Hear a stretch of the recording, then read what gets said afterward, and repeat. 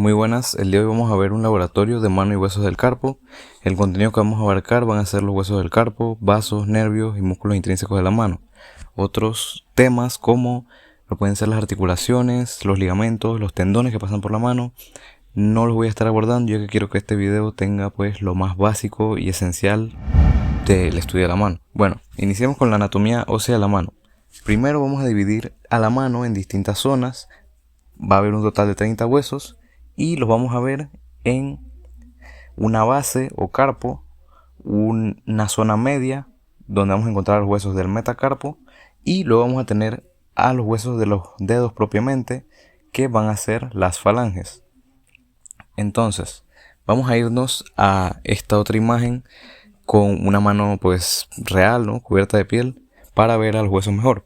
Primero vamos a ver, pues como ya dije, los huesos del carpo van a ser 8. Y esto es importante, siempre hay que intentar relacionar lo que vemos en los libros con nuestra propia anatomía, ¿no? En este caso, más o menos por aquí, podríamos encontrar a la base de la mano a los huesos del carpo, que son 8.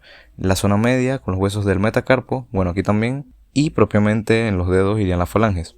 Entonces, hablando de los dedos, normalmente conocemos a los dedos como pues el dedo pulgar, el dedo índice, dedo medio, dedo anular y dedo meñique, pero en la anatomía vamos a conocerlos en base a números, contando desde el primer dedo, que es el pulgar, sería el primer dedo, segundo dedo, tercer dedo, cuarto dedo, quinto dedo. Entonces, los huesos de los dedos, que son las falanges, en el dedo pulgar van a haber solo 2, divididos pues, como vemos aquí, por este pliegue, que lo vemos en nuestro propio dedo. Va a haber un hueso proximal por esta zona y un hueso distal, una falange proximal y una falange distal, que serían estos de acá, falange proximal, falange distal. El resto de dedos van a ser diferentes y van a tener 2 divisiones, como vemos aquí, por lo que van a haber 3 huesos en cada dedo.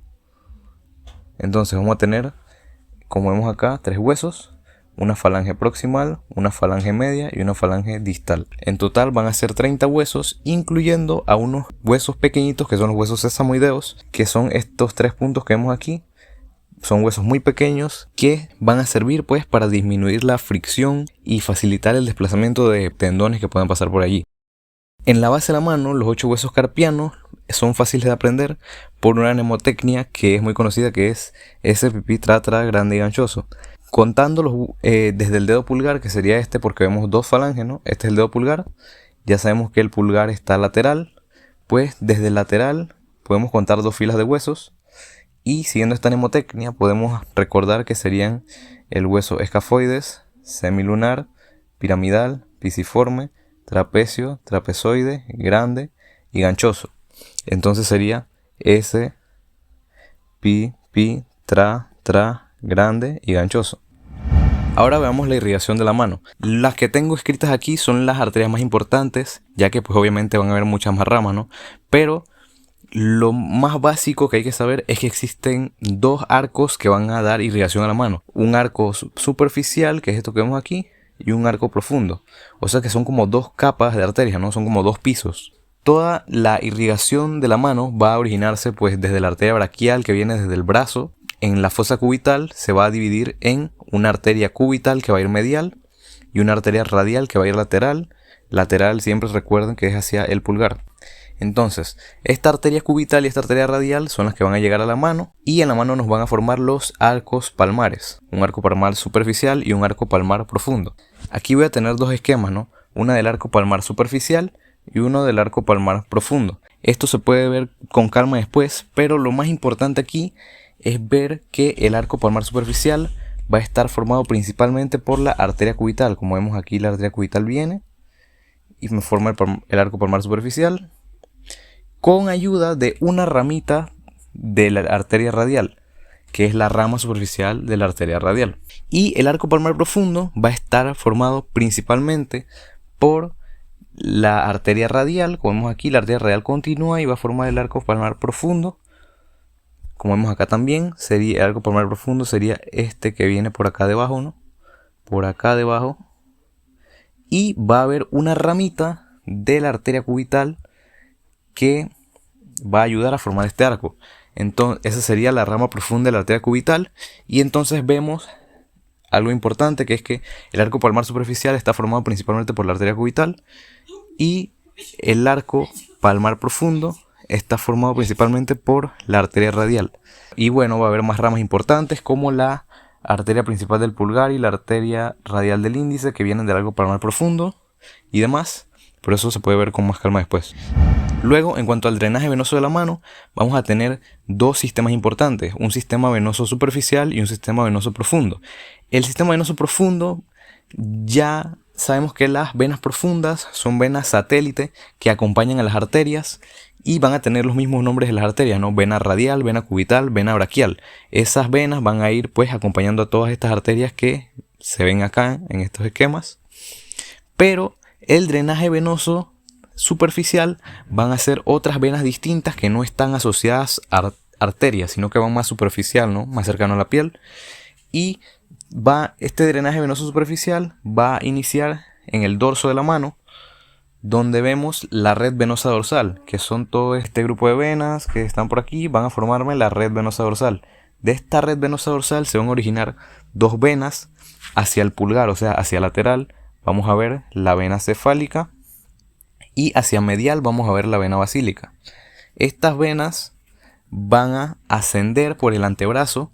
Vemos que se originan en el dorso, pero luego se vuelven anteriores, ¿no? Van hacia la parte anterior. La vena cefálica va lateral. La vena basílica va medial. Estas venas se van a conectar en medio. En este caso vemos que se conectan a través de la vena mediana del codo, pero esto puede variar y pueden haber otras venas que las conecten. Bueno, lo importante es que desde la red venosa dorsal, la vena basílica va a ascender y va a hacerse profunda en este punto, uniéndose con las venas braquiales para formar a la vena axilar. Mientras que la vena cefálica va a seguir su recorrido lateral, va a drenar en esto que llamamos el triángulo deltopectoral y se va a unir a la vena axilar. Bueno, ahora para ver los músculos de la mano vamos a utilizar esta aplicación de disección 3D y lo primero que vemos es que por encima de todos existe un músculo muy superficial que se conoce como el músculo palmar corto. Luego, el resto de músculos lo vamos a dividir en tres grandes grupos. Primero, los músculos que controlan el movimiento del dedo pulgar se conocen como la eminencia tenar. Los músculos que controlan el movimiento del dedo meñique se conocen como la eminencia hipotenar. Y hay un tercer grupo de músculos que son los músculos más profundos. Los dos primeros grupos musculares se conocen como tenares porque tenar significa palma de la mano y eminencias, ya que en palabras simples podemos verlos como bultos en nuestra propia mano, ¿no? Como una parte más carnosa. Entonces, vamos a ver cada uno de los músculos que compone estos grupos. Primero, la eminencia tenar van a ser 4 músculos. Por encima de todo va a estar el músculo abductor corto del pulgar. Al quitarlo, vamos a ver lateralmente al músculo oponente del pulgar. Luego vemos al músculo flexor corto del pulgar. Y más medialmente vamos a ver este gran músculo que es el músculo aductor del pulgar. Luego, si nos vamos hacia la eminencia hipotenar, vamos a ver 2 músculos por encima y 1 por debajo, en total 3 músculos. Primero va a estar el músculo abductor del quinto dedo o músculo abductor del dedo meñique. Medialmente vamos a ver al músculo flexor corto del meñique o del quinto dedo. Y por debajo de estos dos vamos a ver al tercer músculo de la eminencia hipotenar, que va a ser el músculo oponente del meñique. Luego, quitando estos músculos de la eminencia tenar y la eminencia hipotenar, vamos a ver unos músculos más profundos. Por encima de todos van a estar los músculos lumbricales. Van a haber 4 músculos lumbricales. Primer músculo lumbrical, segundo músculo lumbrical, tercer músculo lumbrical, cuarto músculo lumbrical. Por debajo de estos músculos lumbricales vamos a ver otros músculos, que son 3, que son los músculos interóseos palmares. Veremos primer interóseo palmar, segundo interóseo palmar y tercer músculo interóseo palmar. Por debajo de estos músculos interóseo palmares, que solo son 3, veremos 4 músculos llamados los interóseos dorsales, que vemos aquí. Primer músculo interóseo dorsal, segundo músculo interóseo dorsal, tercer músculo interóseo dorsal, cuarto músculo interóseo dorsal. Y bueno, para finalizar con los músculos intrínsecos de la mano, un dato importante es que en el dorso de la mano, como vemos aquí, no vamos a encontrar músculos como tal, solo vamos a ver los tendones de los músculos que vienen desde el antebrazo, ¿no? Los músculos extrínsecos de la mano. En cuanto a la inervación de la mano, vamos a ver 3 nervios importantes: el nervio mediano, el nervio cubital y el nervio radial. Aquí pues lo más importante es ver estas imágenes, ¿no? El dorso de la mano y la palma de la mano marcadas con las áreas que inerva cada nervio. El nervio mediano es azul, el nervio cubital es rojo y el nervio radial es como crema o más rosado. Entonces, primero, en cuanto a la inervación sensitiva, vamos a ver en la palma primero. El nervio mediano va a inervar el primero, el segundo, tercer y la mitad del cuarto dedo.